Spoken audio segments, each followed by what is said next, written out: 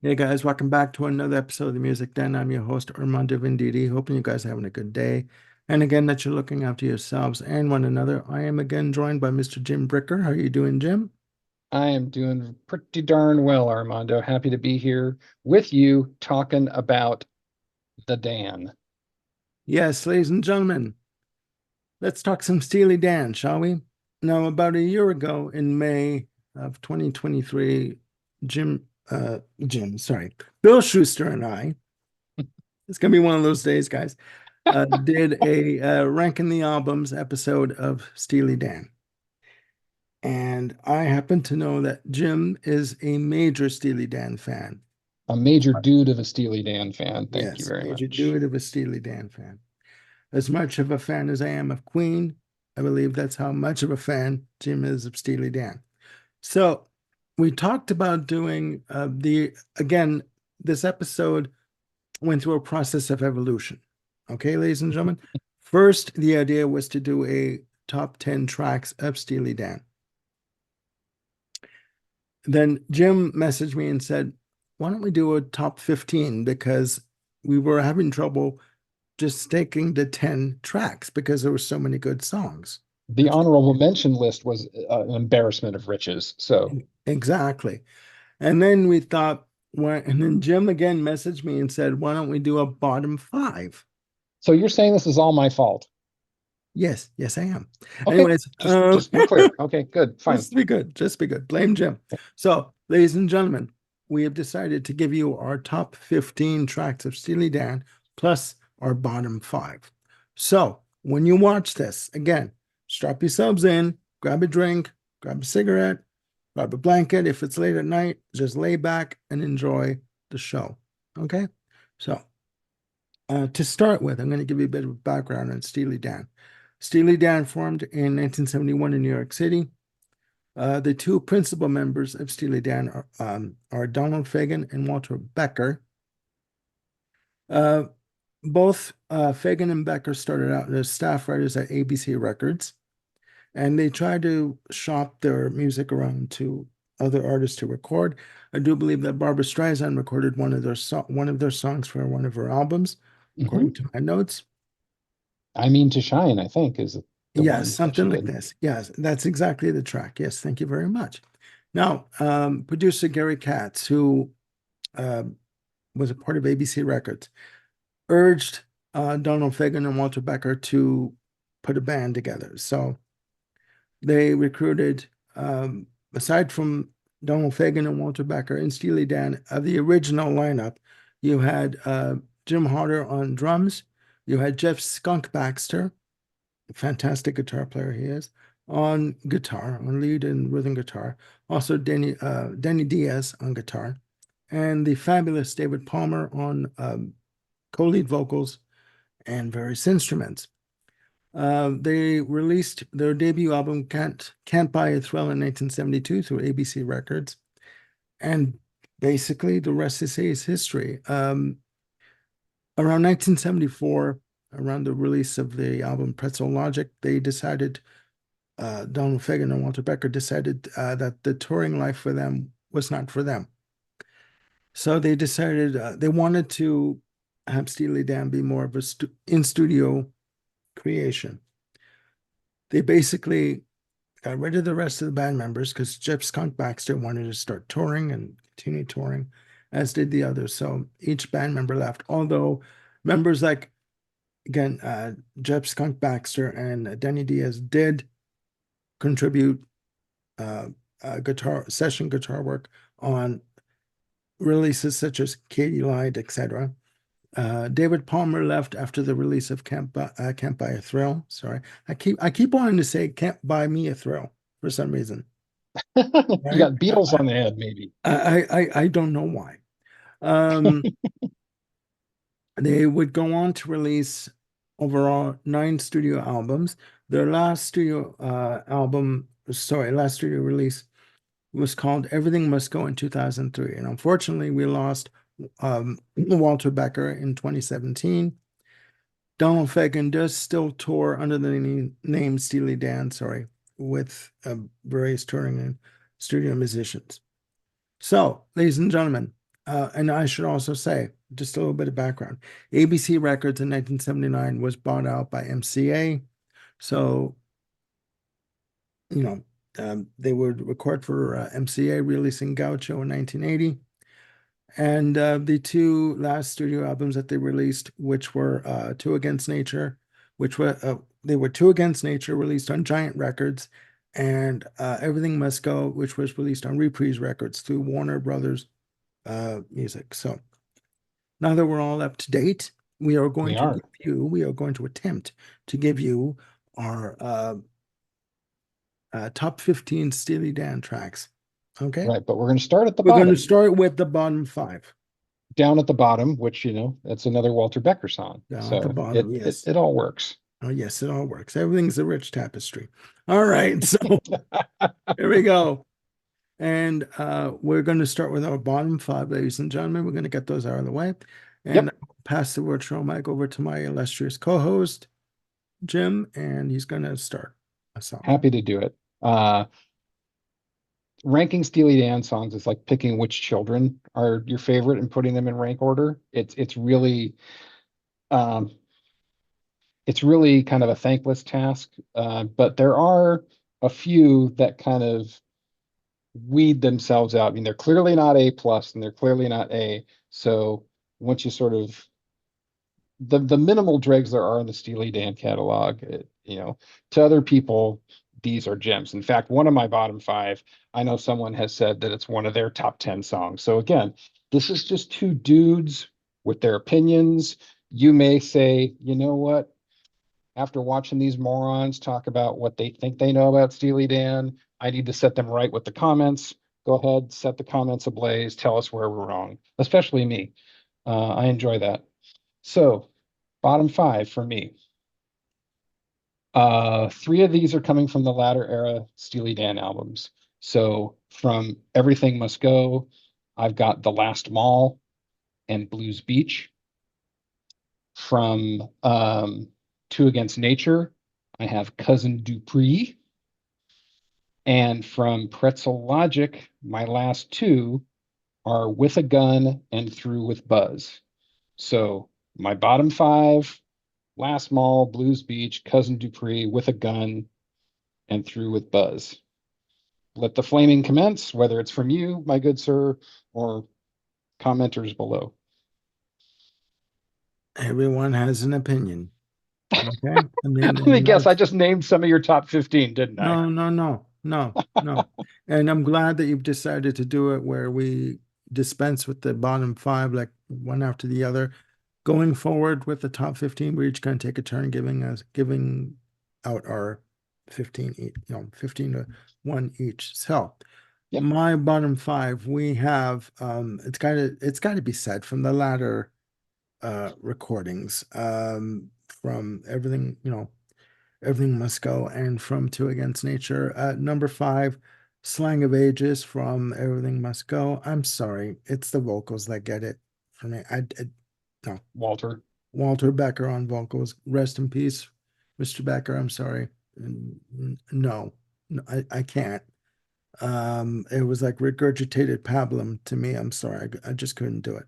Um, Coming in at number four, from the same album, uh, Everything Must Go. Things I miss the most. I understand the idea of the lyric and the sentiment. If I'm depressed, this is not the one track I want to listen to. I'm sorry. I want to have music that's gonna get me going, and this just got me going out the door, kind of a thing.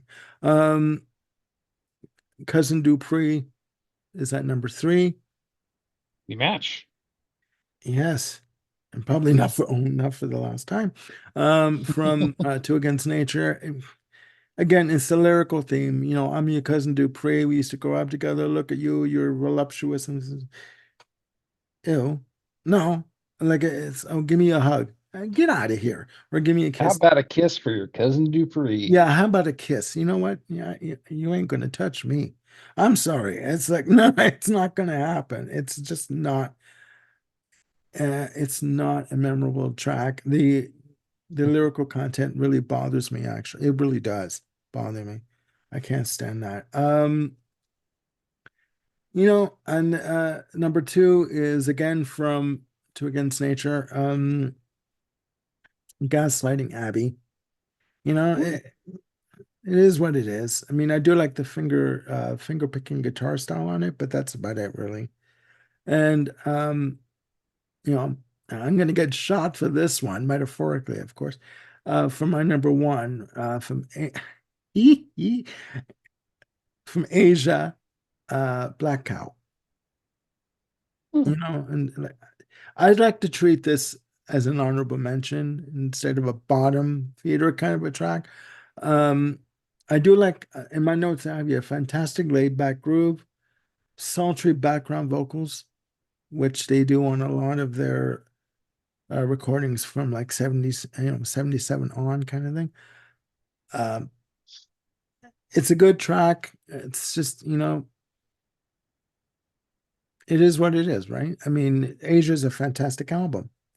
But overall, I think that track, Black Cow, it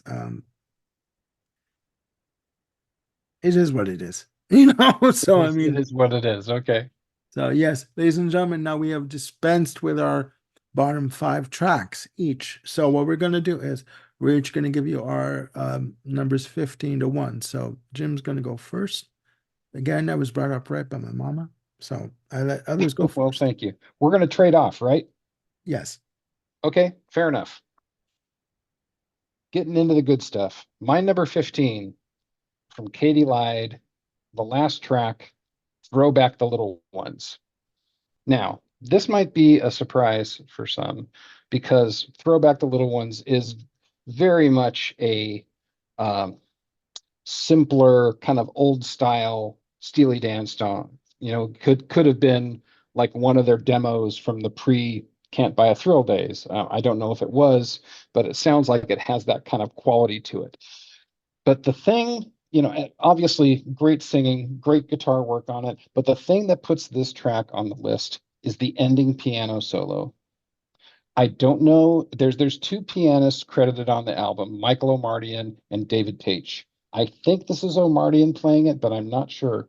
Yeah. But anyway, the first time I heard this little piano figure at the end, I was stunned. It took me many, many years to kind of put vocabulary to it on why I was stunned. But basically, to me, it sounds like a melding of Johann Sebastian Bach and Thelonious Monk. There's something Ooh. about the way it just kind of it's architected and grooves and builds and sways that it's got that kind of loose jazz feel, but there's like an internal logic to it that is very much in the mode of Bach. And again, not a Bach expert by any means, or a Monk expert or a music expert, but I'm telling you, the feels I get from this, it's unlike anything in the Steely Dan catalog. And for me, this track is like a signpost pointing forwards to the direction that Steely Dan is going to go on their next few albums in terms of harmonic, density and richness and chord voicings and whatnot. Hmm. Um, I, I I've done a little bit of research, but I have not been able to find if this was through composed by Becker and Fagan, or if this was just a little improv tag that the pianist put on there. If someone knows, I would be indebted to sort of find out for real what went on with that. But for me, that just little piano figure at the end puts this in the top 15 for me. Hmm. Fantastic track. Okay. Yeah. Interesting. Good. Good. And again, when you do these lists, it's very hard to put them in order. And, if something comes in at the bottom of the list, it doesn't mean that you think any less of the track. It's just when again, you do like a top 10, something's got to go at the top, something's got to go at the bottom, right? We mean Yep. no disrespect if people find our bottom of the list, that, if they should be higher or not. So we do apologize for that. But it's a good choice. It's a good choice. And just quickly, Katie lied. I mean, with songs like Black Friday, Rose Darling, I do like Rose Darling. Spoiler alert. But I mean, I do too. I like that a lot. yeah, I don't think that that album, from what I read, that it really garnered a major hit for them. You know, following the success of Pretzel Logic. But no, it's a good choice. It's a good choice. We must carry on, ladies and gentlemen. My number 15 to start off my list. We're going to Gaucho and Time Out of Mind. Um, Again, Gaucho for me, I've always said that Asia was the album for me where they hit their stride. I mean, they just did everything right on that album, Black Cow included. Okay. There's a slickness to that production um, on Asia, which I think they were striving for, and they just continued it with Gaucho. Time Out of Mind, again, for me, I like that. In my notes, I have here like I have tight harmonies, nice guitar work by Mark Knopfler, and the drumming is basically just in the pocket, just perfect. Like there was nothing out of place on this track. Right. Uh, so that's my number 15, Time Out of Mind. Great choice. Now, let me ask you this. Do you feel like the talents of Mark Knopfler are underutilized? Um, I do think there was some editing going on, Hmm. uh, but yeah, I if I had to label it, put a and yeah, if I had to say, I would say he was underutilized. Okay. Because Okay. I Yeah, I mean, mean, it doesn't sound like Knopfler, but yet you can hear Knopfler in it, at least to me. yeah, I can hear it when it was listed. I'm like, and I listened to it. I'm like, yeah, okay, that is, I can tell because he Yeah. has a certain, he has a, again, he has a finger picking style of playing, right? I mean, his whole style of playing is the total opposite, the total antithesis of what people like Mark Schultz were doing. Uh, Tom Schultz, sorry, think of Mark Knopfler. Tom Schultz from Boston. The Hmm. thick, rich harmony guitar and the overplayed, big Hmm. guitar sound.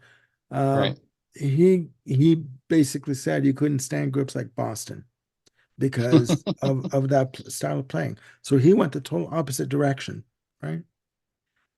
So I mean, again, that's my number 15. I'm sticking to Good choice. That's it. that's fine with a bullet. All right. 14 for me. Going back to the first LP, Can't Buy a Thrill, side B, song one, Reelin' in the Years. What can you say about Reelin' in the Years other than Elliot freaking Randall and him just owning those guitar lines? Phenomenal track. Even Donnie and Marie can't ruin Reelin' in the Years, though they tried. Um, Back the truck up there. Are you saying that they did a version of Reeling in the Years? This is what I'm saying. There is Oh, tape. There is stuff on YouTube from the Donnie and Marie show of them doing Reelin' in the Years. oh God, that's sacrilege. That's like, Thankfully, there's this version which kind of wipes all the sins away of Donnie and Marie. oh my God. Okay. I I, got a you shiver know, when you said that. Go ahead. well, yeah, I mean, I don't. This song has been mentioned to death, and it deserves it because it's classic. It, words fail. I don't know what else I can add to the volumes that have been said about the amazing guitar playing by Randall, Fagen's great singing on it, the just composition as a whole. It just strikes all the right notes, pun intended, I suppose. Mhm. Yeah, 14 with a bullet, reeling in the ears. That's a good choice. That's a good choice. My number 14, ladies and gentlemen, we are again sticking with Camp by a Thrill, and we are going for Do It Again. Um, I just I love the relaxed feel of this track, Mm, And my notes have relaxed feel on the rhythm, nice use of electric sitar by Danny Diaz on this track. Amazing, just amazing. And it's a lengthy track. It's like over 6 minutes, right? And um, I mean, they basically came out of the gate with a hit album with, yeah. Campaign Thrill. So, um, what can I say? I mean, Donald Fagen has a very unique vocal style. It's almost half Yes. spoken word, half singing in terms of his delivery. And he even on the later recordings with, Two Against Nature and Everything Must Go, he hasn't lost that ability to do that. Like Hmm. he hasn't really lost much in his range. I just love the relaxed feel of the track. I think it's great. And it was an FM staple when it came out. Oh yeah. Well, it was an AM staple too. I mean, I Yeah, remember yeah, I first heard Steely Dan. The first song I heard of theirs was "Do It Again" from the AM radio in my yeah, parents' Cadillac in 1972. And it's got that groove to it that just burns a hole in your skull. It's yeah, just so anthemic and iconic that yeah, how could it not be a classic? yeah. No, it's true. It's true. I mean, yeah, there's a lot of percussion on that, very rhythmic, right? Yes. Very rhythmic, very swinging. Um, I like the track. There's more to come, but I do like this track, and that's why it's number 14. I had to do a lot of arranging on this list, a bit of Mm, arranging. okay. This was going to be my number one, but Okay. but I digress. Over to you. All right then. Over to me. 13, 1978, single FM. Um, for the movie that was pretty horrible, but had a pretty darn amazing soundtrack. Um, this is Fagan and Becker, Jeff Porcaro on drums, percussion, Victor Feldman on percussion, Pete Chrisley putting in a killer sax solo and backing vocals by three-fifths of the Eagles. Um, this song just has it all for me. It's got the orchestrations by Johnny Mandel. The strings are wonderful in it. They're not schmaltzy. It's got a great groove. Fagan's vocals again are perfect. He's just got this way of doing these vocals that are just really acerbic but accessible. And yeah, I think FM just stands very tall. I mean, in a catalog of just killer tracks, I think FM shouldn't be denied a place in that. I tried to deny it, and I just couldn't. No, I understand that. I understand that. That was a good choice. Gem for number 13. FM's a good track. We must carry on, ladies and gentlemen. My number 13 is what a surprise, FM. Okay. From the soundtrack. I just started this track the other day, I was trying to think of different, non-album tracks that I could dive into. This is a fantastic track. This was a hit for the band, again, released from the soundtrack of the movie, the same name. Um, they just did everything right in terms of the production style, in terms of Yeah. how they wanted to get um, just a very polished sound. And in my notes, I have here very laid back feel, laid back funk on the track. Uh, Yeah. Fantastic sax. And to me, the drums and bass are locked in, right? Again, it's the pocket that they Oh, created. serious pocket. Yeah. Oh yeah. You have, members of the Eagles doing backup vocals um on the track, beautiful harmony vocals. So yeah, that's my number 13, FM. Excellent choice. Good, sir. Excellent choice. Thank you. Thank you. I do Yeah, have them now okay. and again. Number 12. My number 12 is Do It Again, which was your number 14, if my notes are right. Yes. Um, Yes. lead single off of, what many feel is like one of the best debut albums of the 70s, if not ever. Um, Yeah. yeah, got that, the first time I heard this song, um, I thought it was War, like, Oh, Lowrider. yeah. Yeah. Yeah. It's got that kind of, Cal Mex feel to it. Um, but no, it's got this, this call out to Ray Charles, which is excellent. It's just everything you want in a Steely Dan song. Cryptic lyrics, great playing, electric sitar solo. What? But again, perfectly placed. Yeah, great track. Again, with a discography this strong, it's kind of hard to put something this good so low, but you know, it's Steely Dan. It's just is what it is. So number 12, do it again. Good choice. Yeah, and you were talking about the discography. It's surprising that they've only done 9 albums overall. I mean, Hmm. there was that 20-year gap between Gaucho and Two Against Nature. But like, it's amazing. It's amazing. I guess that they just felt that they recorded what they wanted to record and they had nothing else to say and they want to go off and do different things and that they would come back together when they felt the time, if they felt the time was right, so Hmm. to do so. So again, fantastic choice. My number 12, ladies and gentlemen, is Kid Charlemagne, uh from the Royal Scam.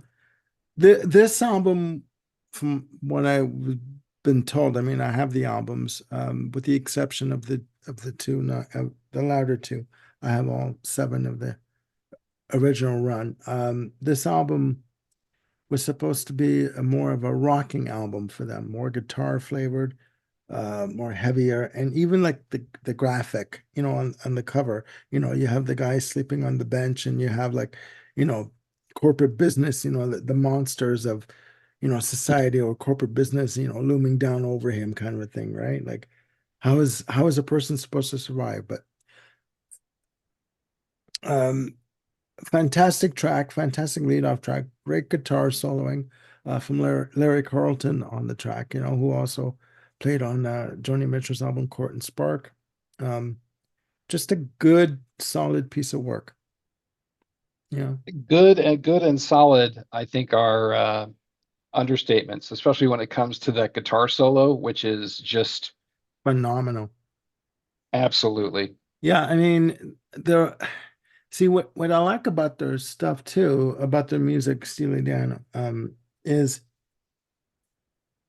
as intricate as the arrangements are in the production, they make it sound simplistic, like very sparse, right? Yeah, In their delivery, and that's an artistry that most bands don't possess. You know what I mean? So, I mean, uh, yeah. yeah. So that's my number 12. That's your number 12. Okay. Number 11 for me is the title track to Pretzel Logic. Um, Great screwed up blues tune. If you want to read, Wikipedia and get into the dominant chords, resolving to the 5 and then down step to the 4 and all that other stuff, you can look at Wikipedia to get that going. I just love this track just because it just has, it's a great blues feel, but it's got these twists and turns to it. It's a three set horn section of trombone, trumpet, and sax. So, you know, brass section, I suppose you'd call it. Yeah, Um, just a very simple but very soulful and effective arrangement on those horns. Just, when they're popping in or just gliding through stuff. yeah. Um, Fantastic guitar work by Walter Becker. That I think this is his first solo on a Steely Dan tune. I'm not Mhm. 100% sure, Really? but just great, great guitar work from Becker. And of course, like usual, who knows what the heck Steely Dan is talking about? I think it's a song about time travel. Okay, it's a song about time travel, and where did you get those shoes? And just never met Napoleon. I mean, it's just all over the place, but it's just so so good, and I can't think of another band that could pull this thing off. It's so unique and so Steely Dan. Yeah. I think just a bit of just a side note. I think Steely Dan started out as a rock band, and they slowly evolved into a tight-knit, very intricate R&B slash jazz fusion duo. Yeah, yeah, And they did it so well. right. And the arrangements of the reeds and the brass, become this trademark of Steely Dan tunes. I mean, obviously they don't it doesn't feature the same way that it does in like Tower of Power or Chicago or things like Yeah, that. It becomes very integral to their sound. And I think this track and the one from the previous album, My Old School, are again sort of pointers towards the future yeah. of the depth and complexity of the arrangements and the harmonics that they're going for. You can always hear or detect where the direction they're going in by the end of an album. From the first to, from Can't Buy a Thrill to Gaucho. It's like there's Yeah. always a direction forward with this band. Um, and no, it's a good choice. It's a good choice. Oh, thank you. Well, you're very welcome. Ladies and gentlemen, we must carry on. My number 11 is Rose Darling from Katie Lied. Um,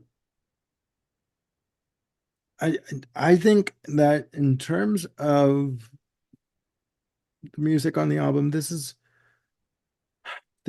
one that's more accessible in terms like of a pop feel. In my notes, I have you great harmony of vocals with Michael McDonald, very upbeat, good rhythm feel, just really like an upbeat song. You know what I mean? Yeah, Um, and performing on this album, you have future members of Toto. You have Jeff right, Porcaro, Michael Page, um, on the album, and just amazing, just amazing. And yes, I do believe that Denny Diaz does some guitar work on the album as well. right, And it's unfortunate that this album didn't really yield any major hits, for the right. you know um But fabulous. for the Steely Dan fans, this album is it's core. Yeah, It's a core release. I didn't know this album existed until I went to buy their entire all of the seven albums. I really did. I had no idea that Katie Land existed. So I'm like, oh, I got to grab this. Next thing you know, Yeah, I package discovered arrives. I discovered Katie Lied in college, and of course the only tunes that I had heard before that were the three that were on the greatest hits. So, Black Friday, Bad Sneakers, and Dr. Wu. So those three were my intro to Katie Lied. But yeah, I can't remember hearing anything from Katie on the radio. No, no, I But don't but yeah, remember either. the other thing I'll throw out there about Katie Lied, Jeff Porcaro, he was like 17 years old when he played on this album. Yes, yes, Phenomenal talent taken way too soon. yes. No, I agree 100%. And a little sidebar: the future members of Toto, before forming Toto, would also perform on Lisa Del Bello's debut album for MCA Records, uh, which was produced by David Foster. Ill-fated album that it was, didn't yield any hits, and but no, the session musicians that they use, like Jeff Porcaro, Michael, David Page, just amazing, just Yep. amazing. Um, but we must carry on. You're number 10, my good We're sir. into the top 10. Yes. Okay. It's the Keith Jarrett tune. It's the title track to Gaucho.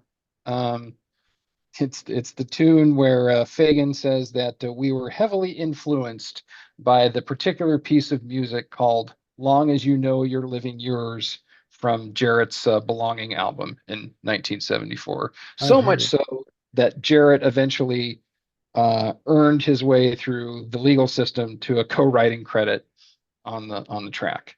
In other words, he Um, sued them. yes, but if you hear it back to back, it's like how could you not see that? Exactly. Yeah. Exactly. Okay. But Keith Jarrett aside, it's an amazing tune. The sax melody is great all throughout. The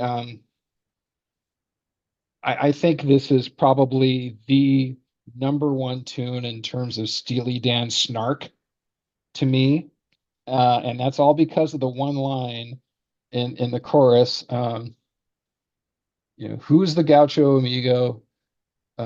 Why is he standing in your spangled leather poncho with the studs that match your eyes?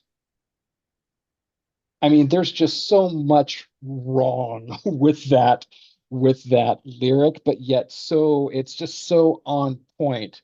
Uh, It's like studs that match your eyes. I mean, there's all kinds of just jabs in that whole thing. I mean, clearly the song is about an affair gone wrong. yeah. Um, but it's just so freaking tasty. I love the way this song unfolds melodically, harmonically.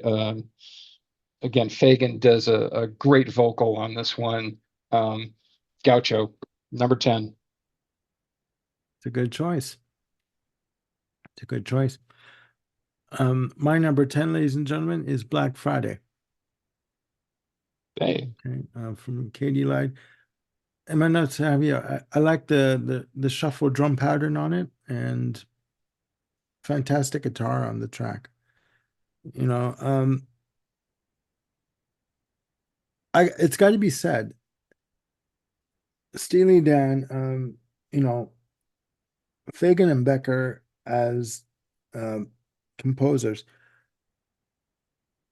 they're very textured in their approach in terms of the instrumentation they use. And it's like sitting with a good friend and just having a wonderful conversation when you listen to their albums. mhm, It doesn't matter which one. And before you know it, 3 hours or 4 hours have gone by, and you're like, holy shit, it's midnight. I got to get home. But you don't want to leave the coffee shop right. because you don't want to leave them, right? It's just that's how they pull you in. You know what I mean? In Mhm, terms of their compositions. That's how I describe their music, right? And Black Friday is no different in terms of of a song, in terms of the composition overall. It's fantastic. And it Yeah, is my number 10. that's a solid 10 right there, brother. I'm not going to argue with you on that one. Well, you Uh, can, but I mean, everyone has Let the opinions. commenters argue. There you go. Down there, We'll down we'll there. have we'll have something to argue about later.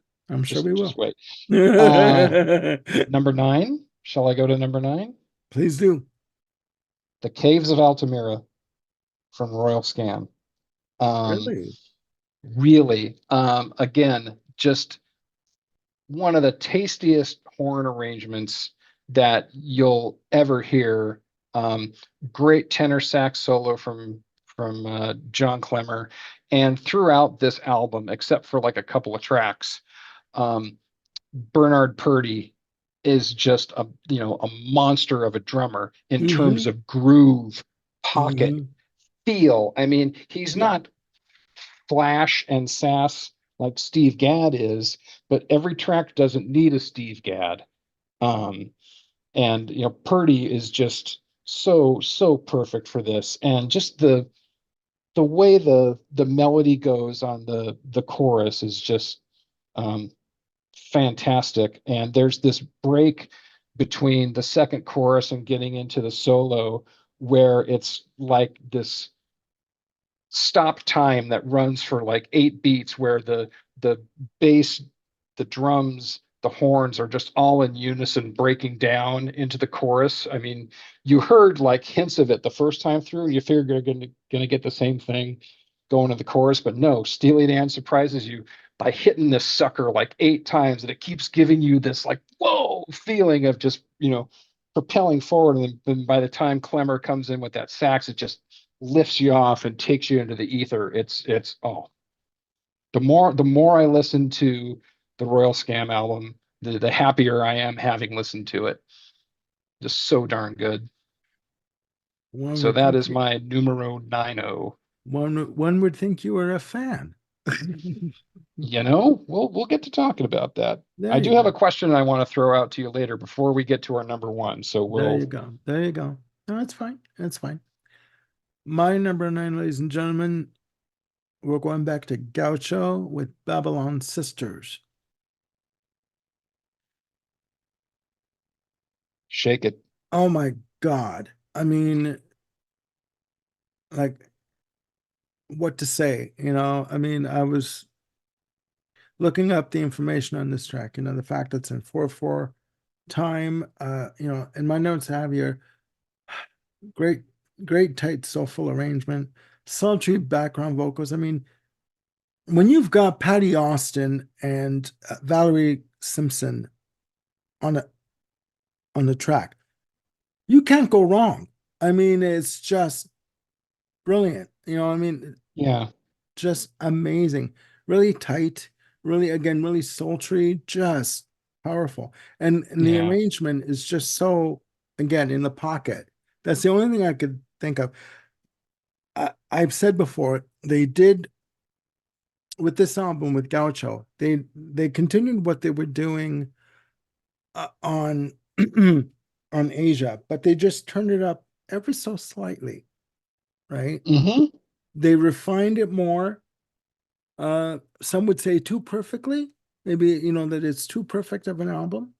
Mm-hmm. But Babylon Sisters, oh please, and just when they do, the ad lib scat uh vocals, on the choruses, just like come on, I have to smoke a cigarette after listening to this track. It is that good. I It mean, is that good. it It is is that that good. I mean, good. come on. Like we're done. I mean, Yeah, what more can be said, right? right. So the first I heard of the Gaucho album and Babylon Sisters was when it came out. So, I bought Asia when it came out in 1977. So I was eagerly awaiting any new Steely Dan album, and it finally arrived in 1980. Bought the cassette of it and took it home, put it on my parents' stereo. Babylon Sisters played and all the way through, and I thought, this is, it's Asia Part Two. It's just so good. Like, yeah, I mean, the arrangement of the drums, the pattern that they're playing, the vocals, even I don't know if it's keyboard stabs or horn stabs, but on the track, I think it's horns Mhm. that they I use. think so. I It, think it's Rob Mounsey did the horn arrangement on that. it's like, oh, come on. I mean, this to me is sophisticated funk. It's Yeah, and soul. You know what I mean? slow groove and funk. Just pulsating, just amazing. Absolutely. Again, anyone that doesn't smoke, you'll be smoking after listening to this track. I'm telling you right now, it is that It's good. a killer. It is that good. And they knew exactly, they were always a band that knew exactly what they wanted to achieve in the studio musically, much like Queen, much like Floyd, different genres, but much like those bands I mentioned. Right. And they got it right more times than they didn't. You know what I mean? True. And this is one of those examples. Absolutely. I'm just there's one thing I want to say about this. They knew the sound that they were going for, and they were maniacally persistent in going for it. Yes, I yes. think they tried like something in the neighborhood of about 130 mixes to get the outro right on Yeah. Babylon Sisters, just to make sure the sound that the fade out happened the way they Mhm. wanted it to. I mean, Becker and Fagan were just, I don't know how else to describe it other than maniacal. They They knew were exactly what they wanted, taskmasters. and yeah, well, I don't know if there were like whips involved, but they No, certainly no, no. drove their musicians to get, the thing that they wanted. No, no, no. The musicians would say that they would do these takes like, you know, and say they would do multiple takes, say like 10 takes. I'll give you a number, like 10 to Sure. 15 takes. And the musician playing would say, that did the takes would say, look, to me it sounded the same. But they, kept saying, let's do it again, let's do it again, let's do it. And only they knew when they had it right. Right. Yes. So, That there's a comment in the Reelin' in the Years book that Brian Sweet wrote. There's a story in there about a drummer where and I think it's in the Gaucho sessions where they're playing it, and he's asking Donald how was it, and Donald kept saying I want you to do it again. You're like a half a beat off in this place on the song, and the mhm. drummer's like, oh, you're full of crap. Come on now, you can't be hearing this subtle little half beat thing. And Fagan's like, nope, I hear it every time. And so they say, play it back. Let me hear this. And so the drummer and Fagan are playing it back, and Fagan goes, it's gonna happen right here. And sure enough, it does. And the drummer's like, all right, I give up.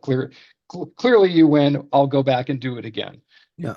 So they're just, fastidious, maniacal. They Yeah. just, I mean, oh, these are musicians that would bring in a set of session musicians for a morning recording session, and then by the afternoon there would be another group coming in because they didn't like the feel of the session that morning. right. And when you're dealing with recording studios that you're paying $300 an hour, you know, Hmm.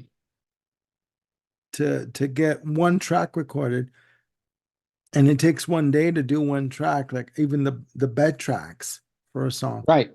and Exactly. and you're confident in your pursuit of what you Mhm. perceive to be excellence for your recording, that you're willing to pay that much money. Yeah, and again, not even just the studio time, but Yeah, the time on these musicians. I mean, these guys were not just typical union scale musicians. These guys were the creme de la creme. yeah, of course. So they were earning, scale times two or three, I'm sure. Hmm. Hmm. So, but yeah, God bless them in their pursuit of, you know, perfection because Yes, it pays off. exactly. No, it does. Um, But we must wow, carry on, ladies and gentlemen. We do tend, that's what I love about recording with Jim. We do tend to go off on tangents. we Yeah, do, we you do. know, we do. So we are at number 8. We are at number eight, Asia. Number eight. Um, Talking about seeking after perfection and bringing in the creme de la creme. I mean, this tune. Um, the best thing that I can do for listeners who don't know Asia is A, go listen to it, and then B, seek out the videos on Rick Beato's channel where he interviews Steve Gadd, the drummer, and Michael O'Mardian, who's the piano player on the tune. Between their two stories, you get an idea of how this thing was put together, and you know Yeah, the track. It's their longest track, I think, um, 8 minutes. and Yeah. it's legendary for Hmm. for mostly because of Steve Gadd's unbelievable jaw-dropping solo.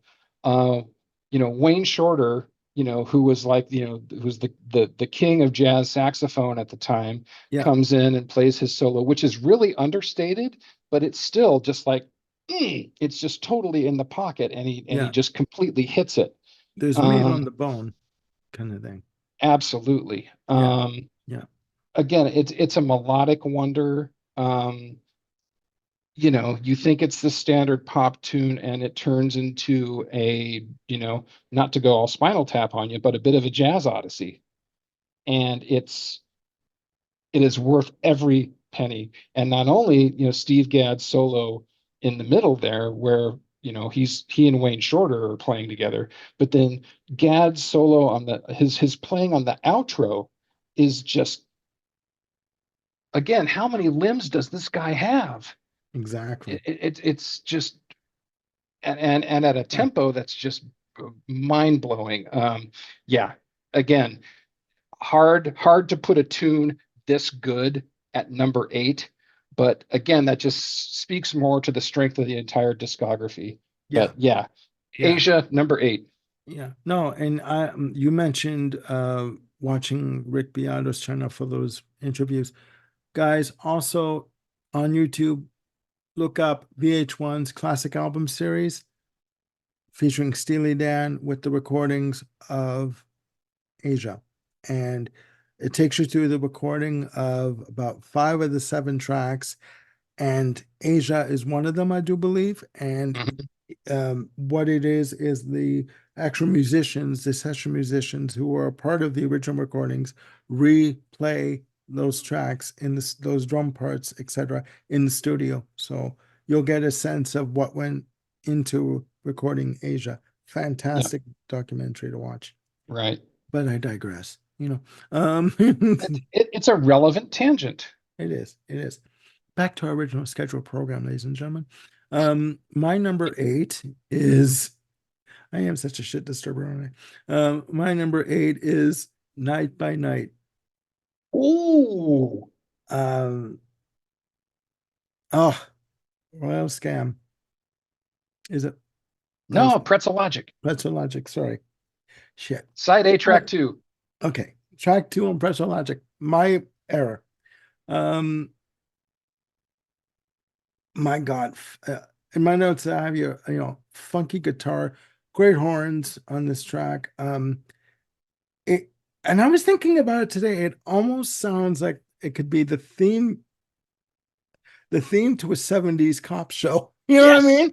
exactly. It's that clavinet that's Yeah. going on. Baka, Bur- baka, baka, baka. yeah, Oh, exactly. yes, I am with you It could be 100%. Starsky and Hutch, it could be Baretta, it could be bloody hell Barney Miller, for God's sake. And it's like, like it could be anything from the 70s. It's got that, pardon me for saying this, Yes. it could be it could it could be the soundtrack to an adult film in terms of like any scene, the intro, let's say, not during the film, but the intro and the outro. Let's Okay. do it that way.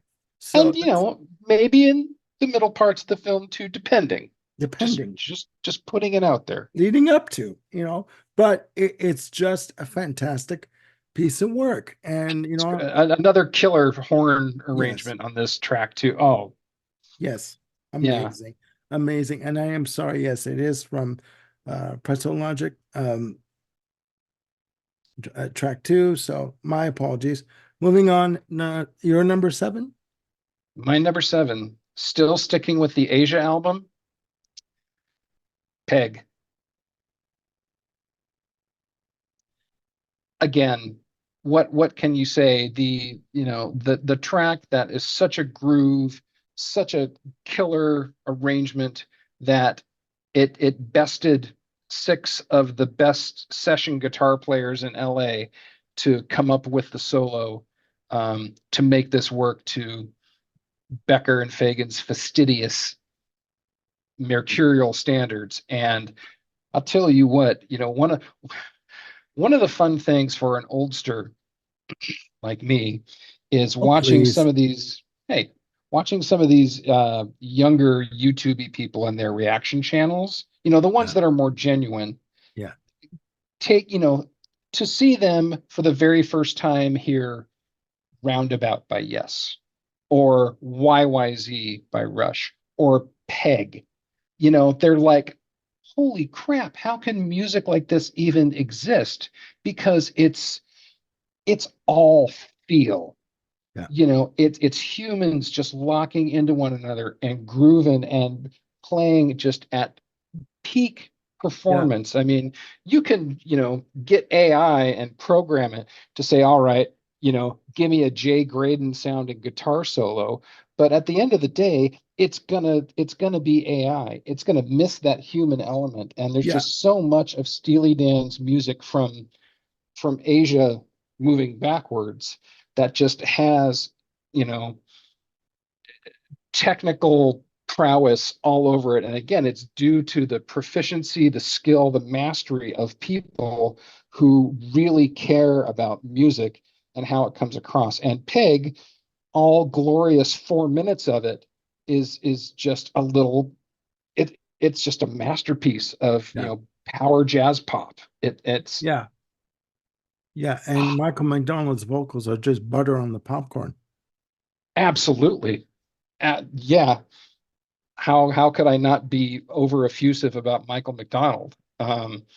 Yeah, I mean I You're think it's forgiven. Murata on the drums, um, and Chuck Rainey, who slips in a slap bass part, even though Becker and Fagan said they didn't want a slap bass. Yeah. It's oh, Yeah, no, yeah, I beautiful. remember when he said it because yeah, they wanted me to play a certain way, a certain style.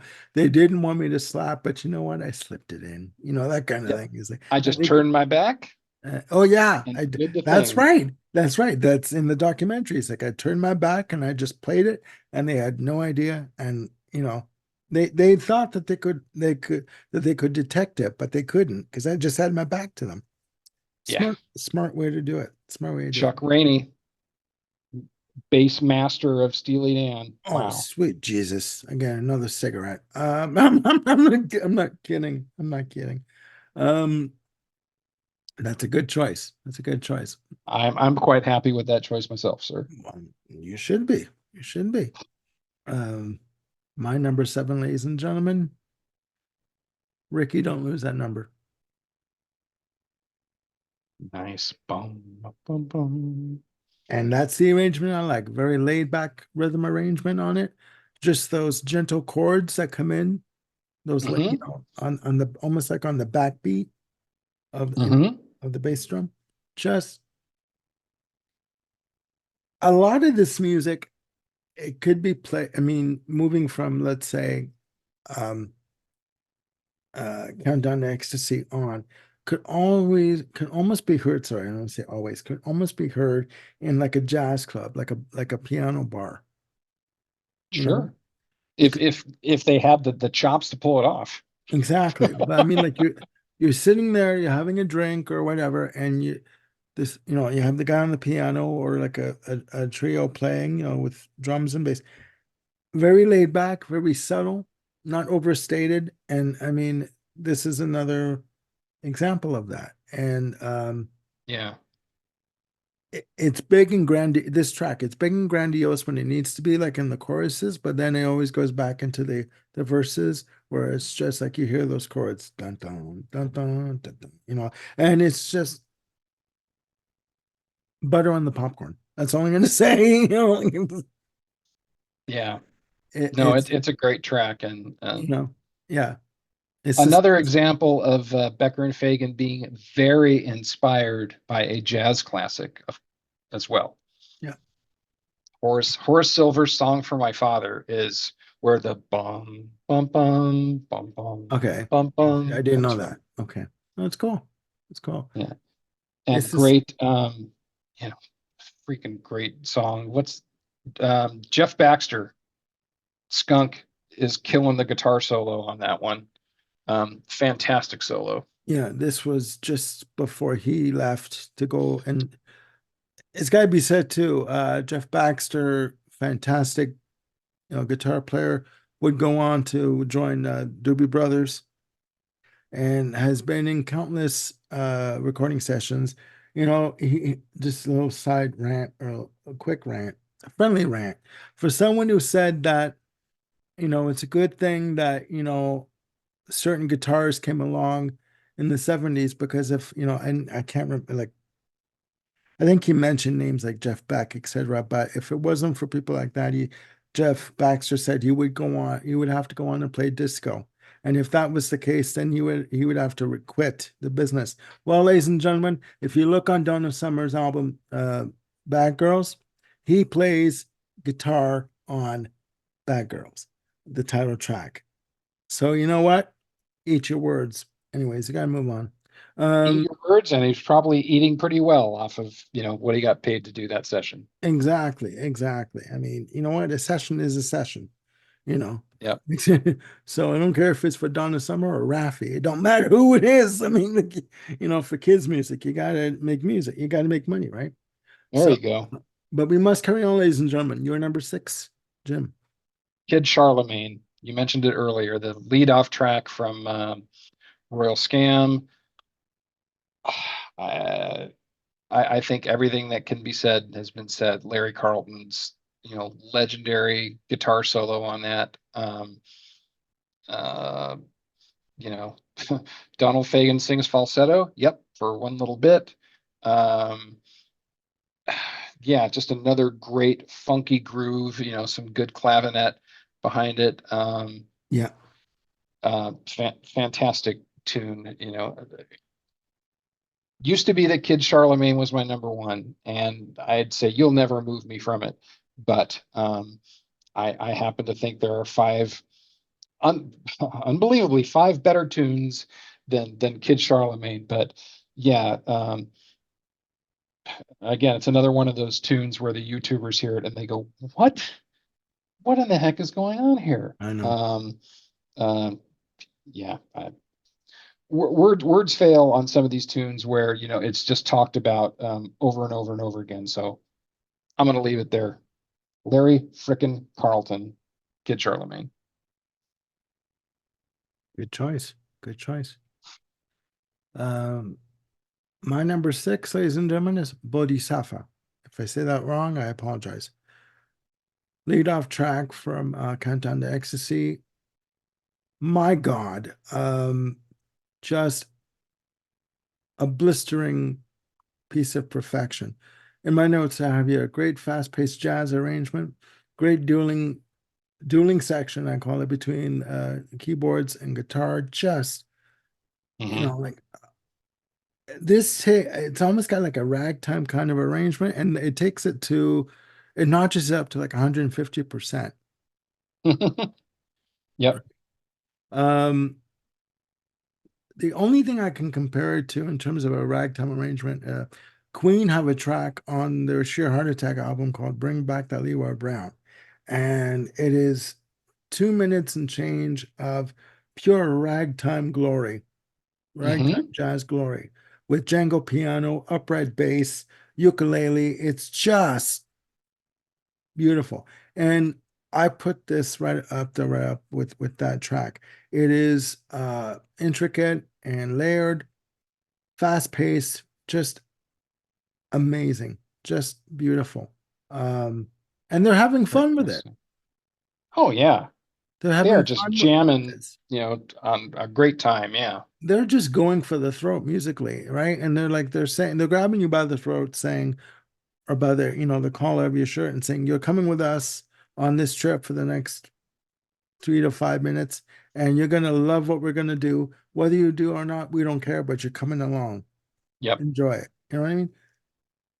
Yeah, it's gotta be said. And this album did not sell as well as Can't Buy a Thrill from '72, but you know, for a sophomore release, they did bloody well. They did really good on this. I'm sorry. Oh yeah, absolutely. Hands There's some down. great tracks on that. Hands down. Um, Come on. I like in fact, my number five is from the same album, Countdown to Ecstasy. go on. Top five territory, My Old School. Again, with the killer horn arrangements and, again, some fantastic guitar work.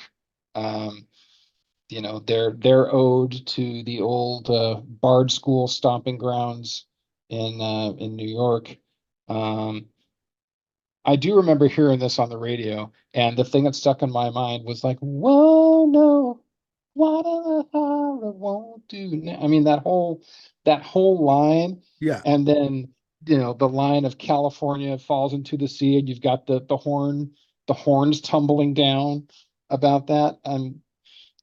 Those are just two of the highlights to me of a tune that's just, again, just I, it's pretty dang flawless. I love My Old School. I could listen to it pretty much forever, with this simple from this simple groove that just builds into this, glorious full band, cacophony of breakdown funk grooves. Um, it's just fantastic. Um, Yeah, it is. my old school. It is. Um, Good choice. My number five, ladies and gentlemen, we're sticking with Countdown to Ecstasy, and we're going with Pearl of the Quarter. Oh, I, Thank you. well played. If I could bow without falling out of the chair, I would. I mean, like, That is such a cool tune. I do appreciate that you appreciate it. Um, Fantastic track. I mean, in my notes I have here, nice lap steel guitar work from Jeff Skunk Baxter. To me, it has a country feel to it Oh yeah, on the arrangement. And the subject matter, he's talking about his girlfriend who is an escort, and putting it kindly. Yeah, he's telling anyone that if you see her out there in the streets, tell her she can come home anytime. I'll be here for her. That's emotional for me. I'm sorry. I don't know why, because we're talking about a hooker here, guys. But I mean, at the same time, he's in love with a hooker. I mean, let's call it spade a spade. Okay, that's yep, not even, yep. you know. Um, but it's a fantastic arrangement, and it's great.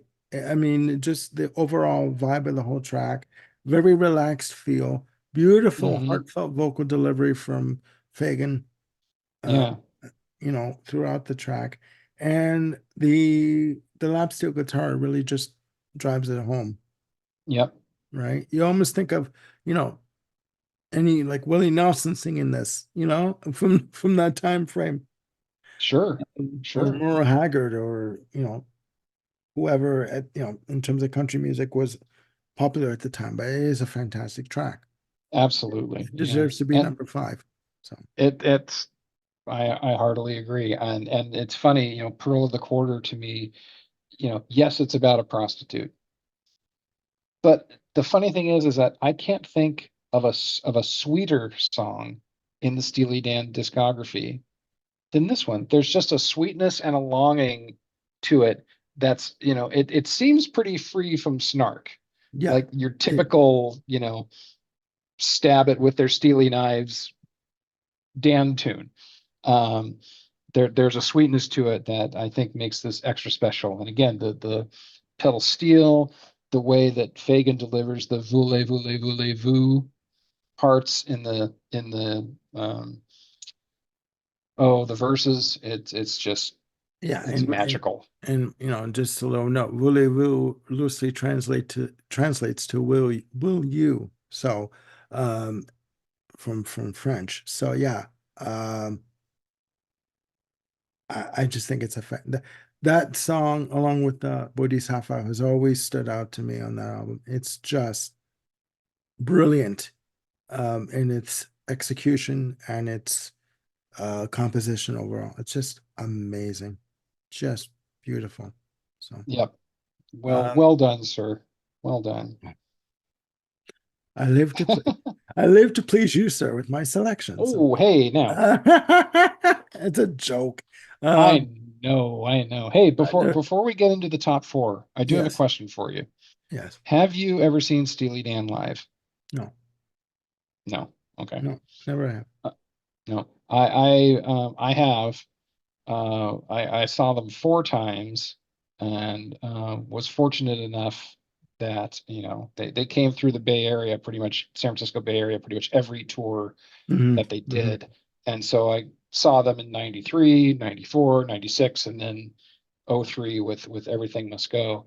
Um, the reason I bring it up now is that, when you're a 12-year-old kid and you become a Steely Dan fan, your thing is like, oh, I really want to see these guys live. I want to hear this music performed live. And Hmm. there was They did actually put together a band and rehearse to tour with Asia, but according to Becker and Fagan, it all fell apart when people started arguing over money. I don't know if that's the real reason why they never did it, but they were very close, you know, to Yeah. going back out on the road with Asia. So to hear them come out and play these tunes that were just so special, is just one of those indelible brands on my musical brain. You see, just to follow up on what you said, you said you were 12 years old when you Yeah, were listening to some of this stuff. We're not that far apart in age. I'm no, 54, right? yeah, I'm gonna be, I'm 58 now, so Well, I was gonna say I wasn't gonna go there. I was gonna say you'll be older. You'll be older. You're older than me but I remember being 6, 7 years old and listening to the stuff on the radio. sure. Oh yeah, Right? I mean, I had three older sisters that who were all into music. They would bring home records. They would, have the radio on. You tell me what 7-year-old knows about Peg. Do you know it's what I mean? it's only a 7-year-old who's got really cool older siblings who were into that. And Yes, you yes, you that's one benefit of being a younger yes, sibling. I yes. I am not, so I kind of had to learn everything on my own. No, but I'm just saying that, because I remember this stuff Yeah, I remember reeling in the ears. I remember, uh, you know, Peg, stuff like that. And, Ricky Don't Lose That Number. I remember that when it first came out. So yeah. this for me is like walking down a memory lane kind of thing. Oh But, yeah. Yeah. I uh, was I was a very happy 12-year-old when I bought Asia. yeah, I'm like, yes, this is yeah, I can't wait for this. And I yeah, studied the liner notes, yeah. like it And, was a school exam. and my sisters may not realize this, but, Anna, Mary, and Carmela, thank you for introducing me to all this great music. I mean, it was just amazing, you Yeah. know. But we must carry on. We're at We must. yes, we are at number 4. We So are at number four. And I brought up the question about the live performance then because this ties very much with that. My number four is Babylon Sisters. And when, on the 93 tour, when you hear that countdown and then the boom, boom, boom, boom, yeah, da-da, I mean, the place went bananas I because, can just again, imagine. who in their lives thought that they were going to see and hear Steely Dan perform something from Gaucho live, and especially have it be Babylon Sisters, because I think that was like the third or fourth song of the night, and just to launch right into that, people again they just lost their freaking minds, and I was one of Oh yeah, them. I couldn't have been happier. yeah, Yeah, we talked a lot about Babylon Sisters, and you're right. It's so smooth. It's so good. The vocals on it. I mean, you got these three very distinct vocal tags on it with, Babylon Sisters, Shake It, Tell Me I'm the Only One. yeah. And And it's like it's a descending vocal line, because it goes yeah, from, tell me I'm the only one. It goes down instead of ascending. You know what I mean? And it's right. just like, whew, like you melt when Oh, when you hear that. So, absolutely. um, Absolutely. And then the third tag at in the outros of You Got to Shake It, Baby, You Got to Shake It, yeah, Baby. I yeah, mean, that we're, ad lib, yeah, that yeah. sort of jazz scat ad lib, vocal. Right. And again, when Ah, when the gals hit that live, the place went bananas. I mean, you wouldn't think it, but just again to hear these things that are so special to yeah, so many people, it was a cathartic and joyful release. Ah, so so outrageous, so good. Oh, so half, not only did I love Babylon Sisters from hearing it on the cassette, when it came out, but that's very much, hearing that live is very tied to, my overall enjoyment of Steely Dan. hmm hmm Great, great track. I don't care if it took them 130 fade outs to get it right. It it's yeah, it's it was worth it. Oh, mwah. yeah. Yeah, I mean, you and I could go into another discussion about why we like the certain bands we like, why you like Steely Dan so much, why I like Queen so much. We could go Hmm. into such a conversation about it. And again, no right or wrong answers, just our opinions, you know. Yep. Perhaps Um, that's another tangential episode for you and I, good sir. it's a possibility, you know. Yes, it is. It's a We'll possibility. see. Yes, yes, we shall see. Good sir. We Number shall. four. What do you Yes. got for number four, man? My number four, ladies and gentlemen, is we must carry on, is Peg from Asia. You know what? This is and I have in my notes, ass shaking drum pattern. I'm sorry. You hear that intro and you know what's coming up. And then you hear that drum pattern and it's just like, okay, my ass is moving. My feet Yep. are tapping the floor. My fingers are snapping. My ass is shaking. We're good. We're doing good. And it's just, what the hell? I mean, it's a feel-good track, good It rhythm, is. good rhythm. Just, there's no hidden messages behind it. Great guitar solo on the track. Um, Yep. Tight vocal harmonies from Michael McDonald. And he was saying that when they did the recording sessions for this, that they had him do the the harmony vocals so many times that Hmm. he didn't know what they were looking for, right? Whether it was a Yeah. certain nuance, a certain phrasing that they wanted, a certain way of approaching it, very but his vocals just sort of come into the room very casually, right? They slip in They very slip in, but they also kind of they sneak up and kick down the door. exactly. You Yeah, know. yeah, yeah. And on the end, on the ad libs at the end, right? It's Yeah, right. they bring it together in a cohesive package in terms of the vocal delivery that Yep. it's perfection. And it's Yeah, just simply perfection. And it's an ass right. shaker of a tune. I'm sorry. It is. It It is. is. And I was just looking at, Wikipedia while you're talking about this, and I just wanted to refamiliarize myself with who was on the track.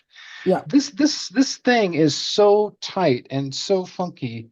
There's only seven players on this track. Is it Steve Gadd on drums?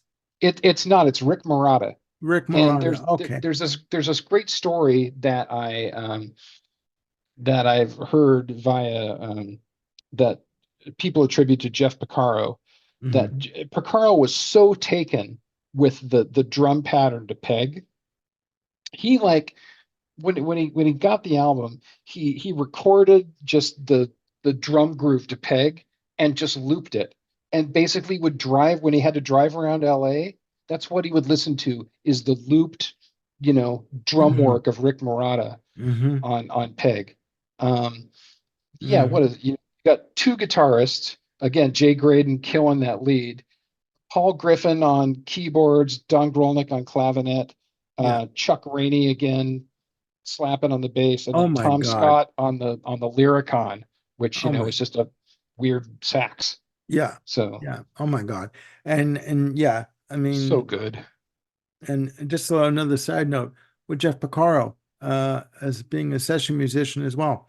When you hear Running with the Night from Lionel Richie, that's Jeff Porcaro on drums. Is it? Tight in the pocket, call it post disco, call it R&B, call it whatever you want. It's good. Oh, Porcaro And had it's so much solid. taste. Yeah. Solid, as any Mm, and I mean it kicked ass that drum part on Running with the Night. But I digress. Um it's a fair you know, digression. yeah, we must carry on, ladies and gentlemen. You're number three. Can't believe we're in the top three. Yes. Um, the one track that I wish Steely Dan had played live, when in the four times I've seen them, unfortunately they play it very, very, very rarely. And it's from Katie Lied. It's Doctor Wu. Hmm. Um, you know, You were talking earlier about we'll call it unsavory, subject matter in songs. You were referring that to Cousin Dupree. Now, Yeah. Katie Lied is filled with unsavory characters. You know, Doctor Wu is about a drug dealer. Everyone goes to the movies is about, children being filmed, and I'll leave it at that. Oh my You know, God. Yeah. Okay. Chain Chain Lightning is about a Nazi rally. I mean, there's Becker and Fagan just went places that, hey, this sounds like a, groovy little pop song about everyone's gone to the movies and it's about child. Mm. So No, yes,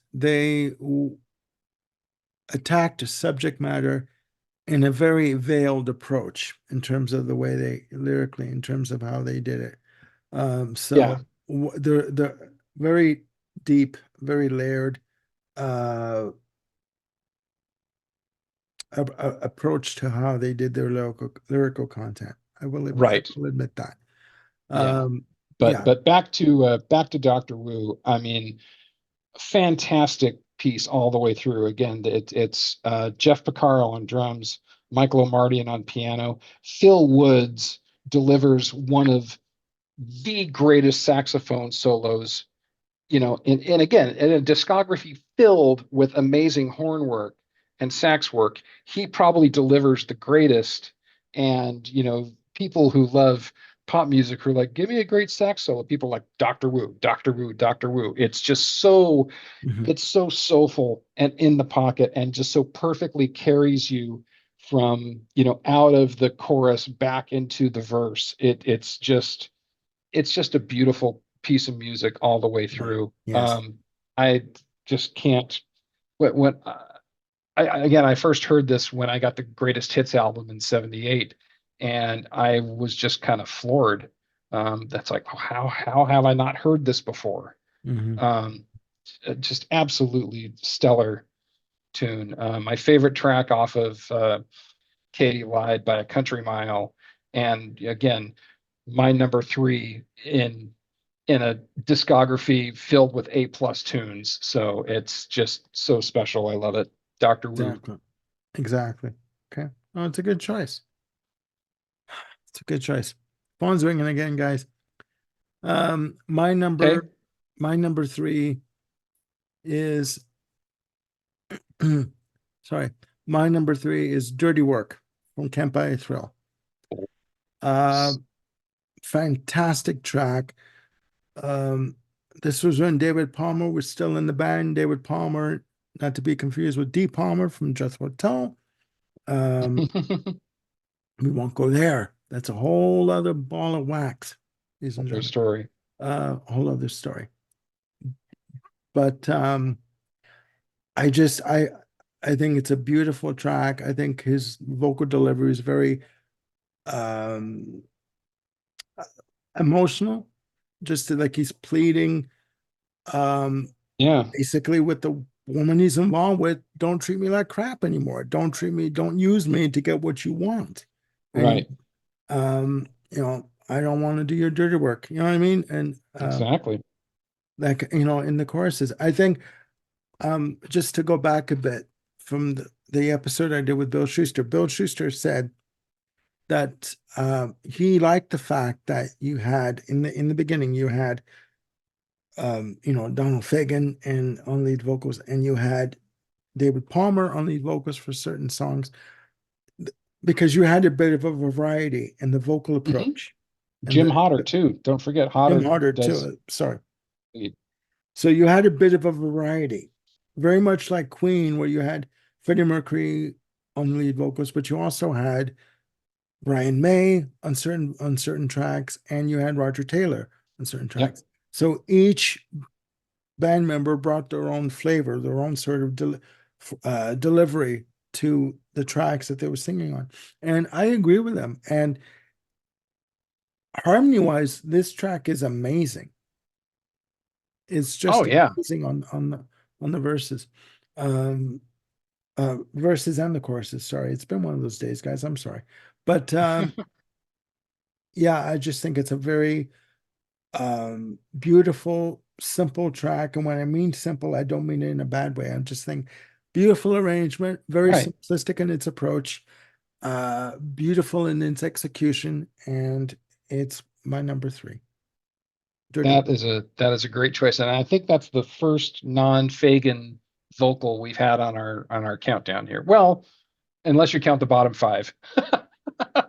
Yeah, Yeah, slang of ages.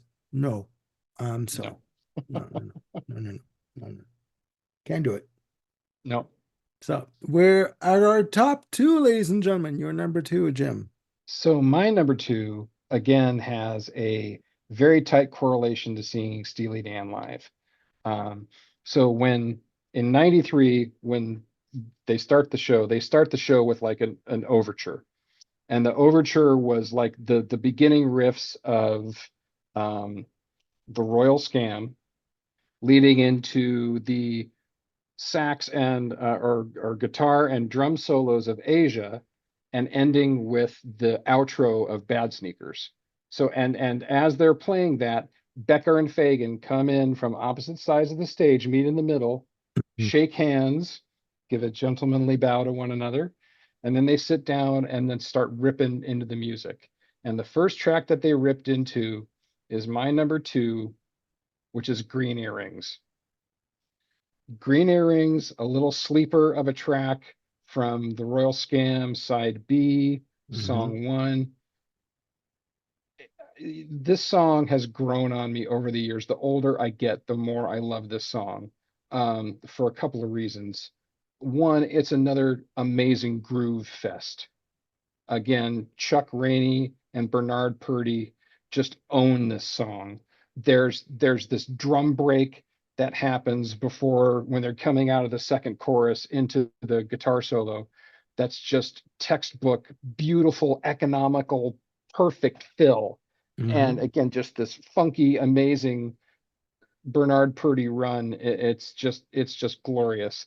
And Mm-hmm. then you get basically the first of four distinct guitar solos through the song. And each one has their own character, their own timbre, their own color to it. And it doesn't get repetitive at all, at all. And this song just keeps going and going and building and building. You never want it to end. Mm-hmm. It's just a fantastic piece of music. And again, a few years ago, if you had said that I would vote Green Earrings over Kid Charlemagne, I'd just say you're high. Go away. This is not ever going to be the Mm-hmm. case. But no, it's just wormed its way into my heart because it's got that groove that's so infectious, and I Yeah. just can't live without it. Green Earrings, Rings of Rare Desire. I've got to have it. That's my number two. Number two. No, it's a good choice. Mini tangent, big surprise. Br We talk, we tangent. oh, do we talk? You were saying about not being repetitive on the Hmm. track. Brian May from Queen has said that when he would construct a song, he would always try and tell different parts of the story, because to him, songs were like stories. He would always try and tell different parts of the story um, through the different verses and choruses. Because he says if you repeat something in the choruses over and over again, you're not much of a storyteller. Do you know what I mean? Like Right. it's boring. So Hmm. and he was referring to the Prophet song from A Night at the Opera. Hmm. A big bombastic track and with the just amazing. But I digress, ladies and gentlemen. So yeah, no, I understand what you're saying, and I've listened to Green Earrings since we last talked this morning, actually, and great track, great track. It has to grow on me just a little more, right? I was Okay. going to put it on my bottom five, but you know what? I need to listen to it just a bit more, just to sort of get more of appreciation for it. Um, Your comment will become even more special in just a few minutes. I look forward to Geez. it. Okay, Yeah. ladies and gentlemen. We must carry on. My number two is Asia. Yeah. Oh my God. I mean, from the album of the same name, this was my number 14 originally. What? Tell me about it. Fantastic. Don't give me that look. My show, for God's sake. It's our This is show. true. Okay. I'll, No, no, no. fair enough. It's okay. I'm sorry. I didn't mean that. Asia, tell me, number two. Just amazing. Intricate piece of work, lengthy piece of composition, 8 minutes plus. Um, in my notes, I have here a nice relaxed feel on the rhythm. And when they go into the instrumental break, the track, quote unquote, to me opens up. Like it just Mm, gains another yes. dimension on it, right? Good description. Just amazing, just beautiful. And the instrumentation on it, I don't know how to say it properly, but the chimes that come in, I don't know what they use on that Oh, you section. mean like the marimba or the The vibes? marimba, yes, the vibes on it. The Okay. marimba, I believe it's marimba. I don't think they use a vibraphone, but it's Yeah, a marimba. Just that instrumentation, it just adds another dimension to the track that is beautiful. I It is agree. just sublime. It is eloquent. It is supple. You know what I mean? And its approach and its delivery. Just I mean, you want more, or I want more when I hear it. You know what I mean? Like, Yep. give me some more of the marimba. Give me more of that. Yeah. And then you have the chord stabs on the fade out, and even Bum, fade bum. out. Yeah. Yeah, even on the fade out, to me, the song, the composition sounds unfinished, like to be continued. You know what I mean? When I Yeah. say Just when when I say unfinished, I don't mean half-assed approached. I mean that the story of Asia is going to continue, but you don't know when and you don't know how. oh, right. Just I hear you with the stabs at the end, and then of course, Steve Gadd just going crazy on the ride cymbals and the bell. I mean, it's There you go. There you go. I knew Steve Gadd was on the album at some point, but that is the track. Yeah. yeah, there you go. There you go. See, There's an entire very long and lengthy Wikipedia page about what makes the Asia song so awesome. And I double checked it. Victor Feldman, vibraphone. vibraphone. So it is vibes. Okay. Yep. Okay. Okay. I guess Ruth Underwood isn't the only one that uses vibraphone. You know what I mean? She hasn't cornered the market on it. There you go. Well, she's so unique in her approach too. Oh, So yeah. absolutely. But yeah, no, I think that track is sublime. I think it's uh perfectly executed, perfectly arranged, and it's just breathtaking. Yeah. When couple of years after Asia came out, when my cousin was visiting, who fancied himself to play the drums, and he was big into Zeppelin and whatnot. I'm like, okay, John Bonham, I get it. Listen to this. And so I put Mhm. on Asia, and for the first 4 minutes, he's just like waiting for something. But then once Steve kicks in, he's just like jaw dropped. Yeah, So yeah. I mean, John Bonham is the go-to for heavy. I mean, and I don't mean this in a bad way, but for heavy-handed sort of playing, like bombastic kind of approach on the drums. And it's got to be said, Robert Plant. The one quote Robert Plant said about John Bonham was he had a lot of sex in his playing. End quote. oh, Percy. No, seriously, no, that's Yeah, that's how he described Bonham. And I mean, they were friends since they were since like in their early 20s. And they basically grew up together. So, sure. but John Bonham did have a certain style of playing. And yeah, no, Asia, And I and it just and it's great. I mean, he was a magnificent drummer for that style. yeah, yeah. I certainly wouldn't want to hear, I don't know. I wouldn't want to hear Bonham sitting in on a Steely Dan session. because Mhm. I don't think he's the right style for it. Maybe I'd want Steve Gadd sitting in on a Zeppelin session. That could be pretty fun, depending on the tune. Yeah. I don't know. Yeah. We'll No, see. it's true. It's true. Ladies and gentlemen, boys and girls, We have arrived. we have arrived at number one. So, Yep. without further ado, I will pass the mic over back to Jim, and please give us your number one. I almost hate to do this. Go I for it. almost hate to do this. So your number two, Green Earrings, you said was, almost hit your bottom five. Almost. My number one was in your bottom five. Black Cow. My number one Steely Dan song is Black Cow.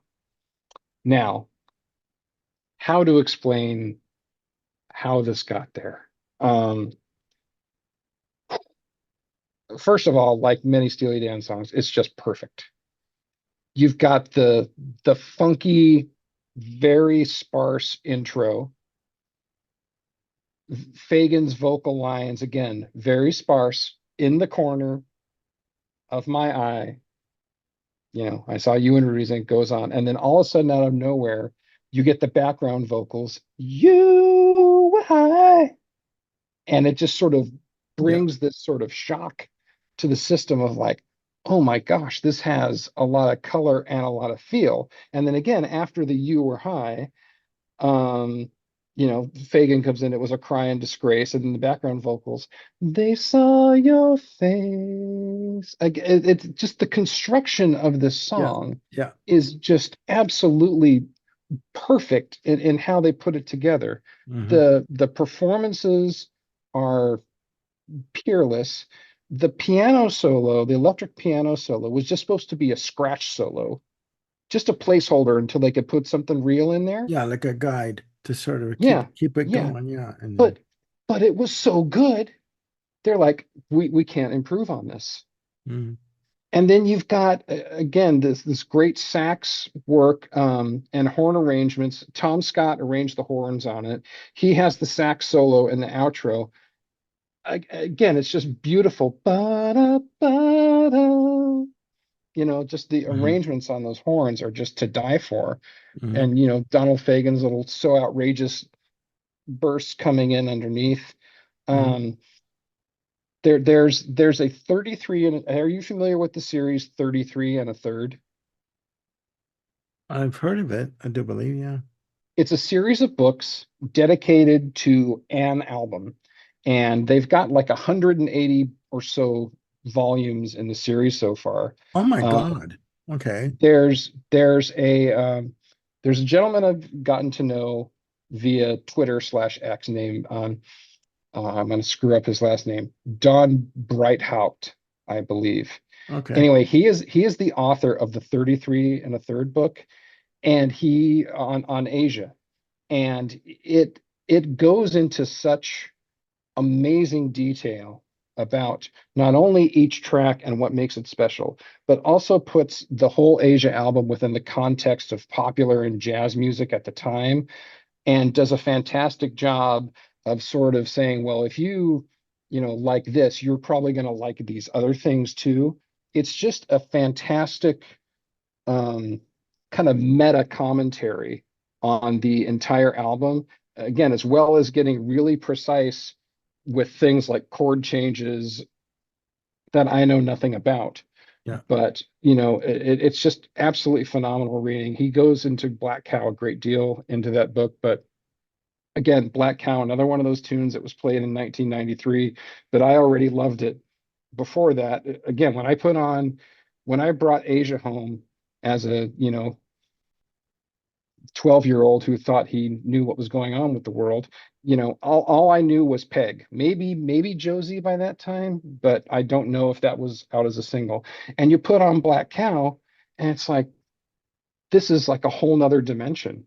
This is so it's familiar Hmm. because it's still Steely Dan, but there's a fullness to it in its vocabulary and harmonics and approach to playing that just it made me very grateful that my dad had all these Sinatra records growing up. And you would hear these, standards with like, Nelson Riddle arrangements. And, again, it sort of has that feel of just real music. I'm just going to say real music because I can't think of another word to describe it.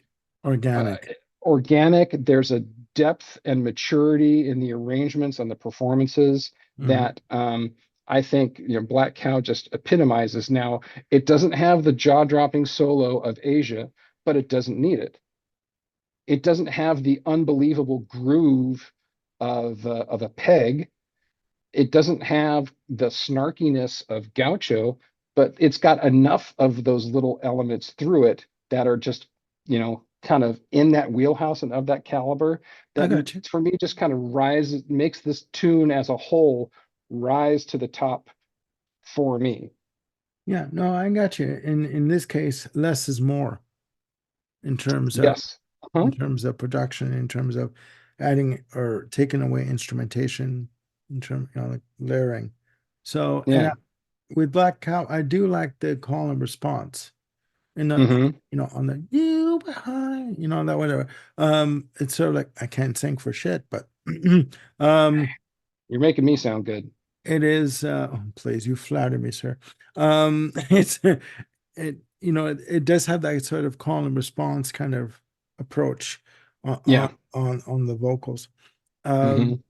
It's good, and again, the background vocals are very sultry, Very. very sultry. It's like, woof, you get a shiver when you hear it. You know what I mean?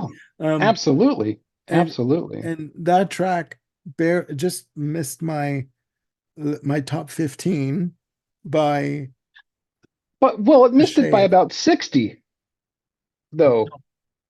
I mean, it was going to be at the bottom of it. Like it was going to be on the list, but I thought, I radiate Asia. I didn't want to put too much from one album on, I mean, Yeah, we purists, did joke about, yeah, seven of our top 15 would be from the Asia album, right? exactly. I mean, the purists are going to say, "Oh, damn, you should have put all of Asia on that list." No, you got to break it up a little bit, right? So, I mean, You got it. And as a total unit, yes, to me, Asia is the greatest album of all time. That's that's me. So, but as you start picking individual parts of the Steely Dan catalog, individual songs can rank can rank higher. I've gone on record as saying I do believe it was my number one on the show with Bill, and his number one was "Can't Buy a Thrill." Yep. But I did say on that show that I do believe that with they were working towards Asia in terms of their prowess in the studio, their proficiency of recording, their Hmm. ability to squeeze the best performances out of every musician they used for Yes. that recording. Like you can't get blood from a stone. They pretty much did on that album. Uh, Yep. so yeah, no, I hear exactly what you're saying, Black Cow. I hear exactly what you're saying. So and I gotta say, my heart just kind of went ba-dum when it was in your bottom five. I'm like, okay, this could be an interesting discussion that we have, but They were all interesting, but this was quite good, actually. This was really good. okay. Um, So what is your number one in my bottom five? Because that would number only be fair. mine, my number one my number one, ladies and gentlemen, reeling in the years. Boom. Um, I have, I've always loved this song. Um, when I was a kid, I was like, 6, 7 years old, hearing this on the radio. I loved it. I loved it. In my notes, I have here good rocking track. I love the shuffle drum pattern on it, just great. With a laid Hmm. back approach on the verses from the vocals. Again, Donald Fagen has a very, again, like Freddie Mercury, but not in the same way at all in terms of their approach. But he has a very distinct vocal um, style, almost half spoken. half singing in terms of his delivery. Um, in, Sure. in terms of even perfect example, reeling in the years, when he's talking about, going taking a trip to Hollywood, that Hmm. the trip he took to Hollywood is etched upon my mind. You know what I mean? Hmm. But he delivers it in such a laid back, slick approach that it's like, okay, all right. And then he goes into singing the choruses, double tracking himself, harmonizing, just amazing. And Yeah. that guitar solo, which because I watched um, a VH1 behind the music special on Steely Dan, they did the intro to Reeling in the Years, the guitar intro, and they were doing it live, and it was Jeff Skunk Baxter that did the intro on the guitar. I thought it Okay. was Skunk Baxter that did it. No, it's Elliot Randall that Yep. Bill so lovingly pointed out to me during our show. Yeah, so that we did. Love you, Bill. I really do. But I just that whole guitar section, even on the intro and on the in the on the break section, like when he does the guitar. Yeah, that's an Amazing. amazing solo. Amazing. I'm sorry. It is what it is. It's for me, to me, it's perfection. And certain songs hit certain notes for you mentally, give you a certain feeling. Usually with me it's gas, but that's another issue. Um, but with this song, I just love this song. I love its approach. Sure. I love the way it's executed, and it's an ass shaker of a track too, much like Peg is. There you go. Yeah. And You it know, just kind of comes out of the gate. You get that it's they're off and running. They're off and running. yes, I mean, absolutely. and it's great. It's great, right? And it begs the question that I put to you um before we end this episode. Yes. Had Donald Fagen and Walter Becker not unceremoniously sacked the rest of the band or relied on studio musicians. Yes, they picked the cream of the crop. Hmm. Had they stayed together with the original lineup, do you think they would have had the same impact musically? No. Mm-mm. Because I think the lineup would have stymied where Becker and Fagan wanted to go musically. I mean, they could have augmented here or there, but if they stuck with that core quintet, we'll put David Palmer off to the side. He was only there for the one album anyway. Um, I just think it would have limited them too much. You would have had a lot more tunes, just in the vein of what you had on Pretzel Logic, which is not bad, but um, it would have stymied them. They wouldn't have been able to go to where they needed to go. They needed to have musicians that could achieve what they were hearing in their head. Okay, okay. It just begs the question for me, what would have happened? Do you know what I mean? Like what would have happened if they, Yeah, and then not to belabor the point, but I'm just saying, there's always the question of what if, you know. sure. So And that's a fair thing to kind of, that's a fair sport to play. I mean, people do that with the Beatles all the time. What if the White Album was a single album? What if they just took a break and stayed together and made another album and, came back together in 71? If the Beatles played, Maybe I'm Amazed, what would that sound like? yeah, we could go off into another tangent. Because people say, oh, like um, recently it was with Styx, the fact that Dennis DeYoung is no longer with the band, and Hmm. Lawrence Gowan, who was a successful recording artist in his own right in Canada Yep. under the name of Gowan, I like, saw oh, Gowan live. you did. He opened for Tears for Fears in 1985 in the US of A in Northern California. I think he's a fantastic talent. I think he's great. Um, Yeah, but people say, "Oh, it's not Sticks. Uh, it's not Sticks without Dennis DeYoung," or you know, ladies and gentlemen, they're exes for a reason, and nobody knows what goes on behind the scenes. Nobody knows right, what happens between the band members in terms of how they deal with one another in these interpersonal relationships. So we right. can't say that, oh, they should have stuck together for the fans, because you know what, we have no right to do that. True. While they're on, and I'm not going to give me a 30-second rant here. While they're on stage, when they release albums, yes, they owe us their time, their talent, their performance. When they're off stage, what happens behind the scenes is none of our business. Yep. And we can't speak to while they're not together. But mini ran over. Um, Ladies and gentlemen, thank you so much for hopefully staying with us throughout this entire episode.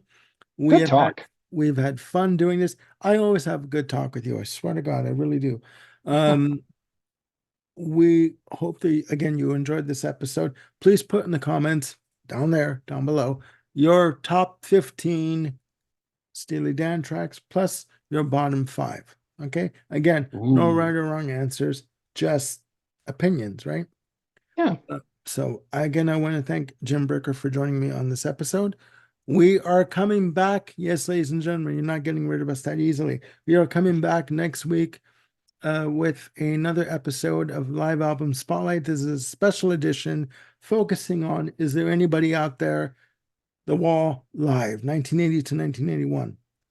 It's going to be an ass burner of a program. I'm telling you right now. Between all the shaking and the burning, I just can't stand it, Armando. I, I I know, I know. It is what it gonna have is. to be like James Brown being, a towel's gonna have to be taken to me. I don't think so. Good I Lord. don't think so. You're probably much more talented than James Brown was. Anyways, we won't go there. Um, Ladies and gentlemen, again, we want to thank you for joining us. Please click like and subscribe and hit the notification bell to keep yourselves on top of any new content that we've got coming up. We have many episodes in the canon that we're forming and that we're going to put together. And Bill Schuster is going to be joining us on our, I'll say it, our top 31 albums, our 31 perfect 31 albums. perfect albums. 31 Right. perfect albums. It is a Friday afternoon, ladies and gentlemen, after all. And we're going to be taping those shows in the coming weeks to be aired at a later date. Again, for Mr. Jim Bricker, I am Armando Venditti. Please look after yourselves and one another, and we will see you soon with another episode. Bye for now.